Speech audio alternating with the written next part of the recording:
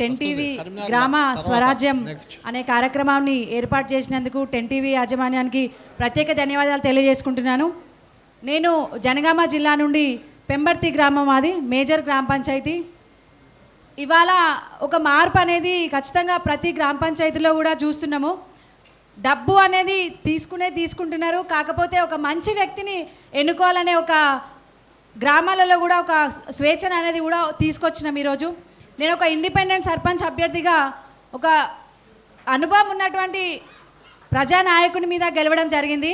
ఆయన ఒకసారి జెడ్పీటీసీగా చేశారు, 2 సార్లు మార్కెట్ చైర్మన్గా చేశారు, 2 సార్లు సర్పంచ్గా కూడా చేశారు. అటువంటి వ్యక్తి మీద నేను ఈరోజు పోరాడి ఒంటరిగా, నాకు పార్టీ బలం లేదు, డబ్బు బలం లేదు, మ్యాన్ పవర్ కూడా లేదు, కేవలం నేను నా భర్త ఇద్దరం నాకు తోటి యూత్ పిల్లలు నాకు సపోర్ట్గా ఉండి నన్ను నమ్మి నాకు ప్రజలందరూ కూడా ఒక మంచి అవకాశాన్ని ఇచ్చారు. మాకు జాతీయ అవార్డు కూడా వచ్చింది సార్. గతంలో నేను ఉప సర్పంచ్గా కూడా వర్క్ చేశాను.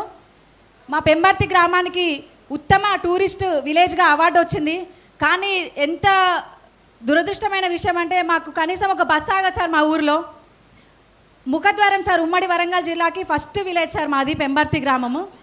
ఒక ఎమ్మెల్యే వెళ్ళినా, ఉమ్మడి వరంగల్ జిల్లాకి మినిస్టర్ వెళ్ళినా, ఎవరు వెళ్ళినా ప్రతిరోజు సీతక్క గారు వెళ్తూ ఉంటారు, కొండ సురేఖ అక్క గారు వెళ్తుంటారు వస్తుంటారు. కానీ మా ఊరికి ఒక బస్సు ఆపించుకునే అటువంటి స్తోమత మా ఊరిలో లేదు సార్. పెద్ద పదవులన్నీ కూడా మా ఊర్లోనే అనుభవించారు, కానీ బస్సు ఇంతవరకు ఆగట్లేదు సార్. నేను ఈ వేదిక ద్వారా, టెన్ టీవీ ద్వారా రఘునందన్ అన్న గారిని, జగదీష్ అన్న గారిని కానీ ఇంకా మిగతా అన్నలు వేదిక మీద ఉన్న వాళ్ళందరినీ కూడా ప్రభుత్వం దృష్టికి తీసుకెళ్లాల్సిందిగా నేను వేడుకుంటున్నాను సార్.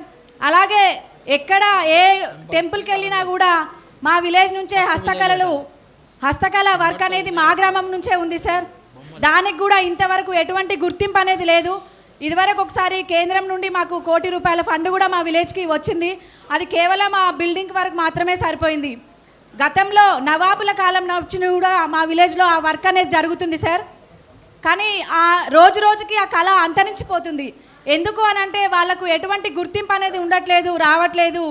అది ఆ కళ రాష్ట్రం అంతటా కాదు సార్, మొత్తం మన భారతదేశం అంతటా కూడా మా విలేజ్ నుంచి ఈ వర్క్ అనేది మొత్తం అంతటా కూడా వ్యాపించి ఉంది. యాదగిరిగుట్టకు కానీ, వేములవాడకు కానీ, ప్రతి ఒక్క టెంపుల్స్ కూడా మా విలేజ్ నుంచే హస్తకళల వర్క్ అనేది జరుగుతుంది సార్. మహిళలు కూడా కేవలం మిషన్స్తో కాకుండా చేతులతో వర్క్ చేస్తున్నారు సార్. దానికి అది కూడా నేను కేంద్ర ప్రభుత్వం ద్వారా రఘునందన్ అన్న గారిని కోరుతున్నాను. మా విలేజ్ హస్తకళాకారులకు పెన్షన్స్ కానీ, ఇంకా వాళ్ళకు మెడికల్ పరంగా కానీ కొంచెం ఏదైనా సహాయం ప్రభుత్వం నుండి, కేంద్ర ప్రభుత్వం నుండి రావాలి.